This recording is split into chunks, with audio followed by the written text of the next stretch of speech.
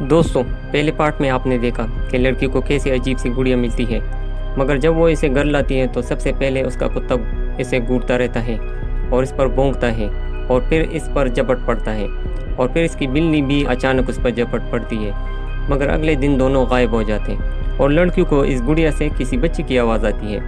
لڑکی اس کا راز جاننے کے لیے نکل جاتی ہے، تو کیا وہ جان پائے گی؟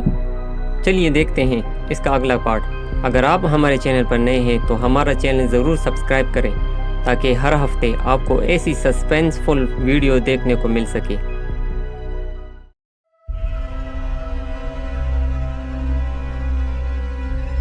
لڑکی پوری رات نہیں سو پائی۔ لبوبا کی وہ چیختی ہنسی اس کے کانوں میں گونجتی رہی۔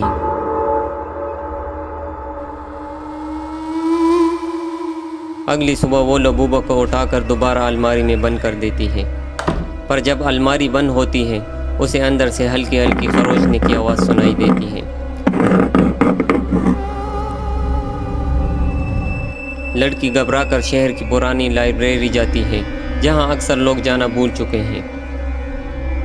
وہاں اسے بہت پرانی کتاب ملتی ہے، شیطانی اشیاء اور اس کی کہانیاں۔ جب وہ کتاب کا ایک صفحہ پلٹتی ہے اس پر لبوبا جیسی گڑیا کی ایک تصویر ہوتی ہے۔ نیچے لکھا ہوتا ہے، لبوبا وہ گڑیا ہے جو روح کو قید کر لیتی ہے، جب تک اسے کوئی نیا مالک نہیں ملتا وہ آزاد نہیں ہوتی۔ اسے روکنے کا صرف ایک ہی طریقہ ہے، اس کی پرانی روح کو ڈھونڈنا اور اسے واپس جہنم میں بھیجنا۔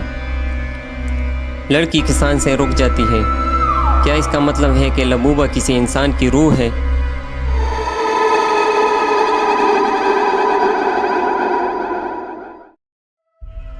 وہ واپس گھر جاتی ہے، لیکن اب شیرو بھی غائب ہے۔ بس ایک کاغذ کا ایک پرانا ٹکڑا ملتا ہے جس میں لڑکی کی دادی کی ہینڈ رائٹنگ جیسی لکھائی ہوتی ہے، میں اسے لے جا رہی ہوں اور نہ وہ ہمیں بھی لے جائے گی۔ پر اس کی دادی تو کب کی مر چکی تھی۔ اس رات لڑکی ڈیسائیڈ کرتی ہے کہ وہ لبوبا سے خود بات کرے گی۔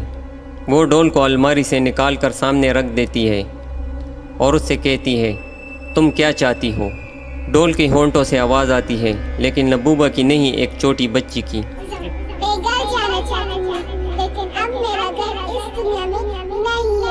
اچانک پورا کمرہ اندھیرے میں ڈوب جاتا ہے، ہر شیشہ ٹوٹ جاتا ہے، فون کا سگنل چلا جاتا ہے۔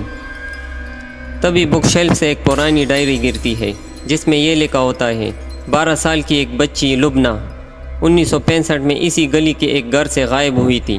کہتے ہیں اس کے پاس ایک گڑیا تھی جو اسے کہتی تھی، میں تمہاری دوست ہوں۔ لڑکی کو سمجھ آ جاتا ہے کہ لبوبا وہ گڑیا ہے اور لبنہ اس کے اندر قید ہے، پر اسے آزاد کرنا یا اسے واپس بھیجنا دونوں کا ایک بھیانک انجام ہے۔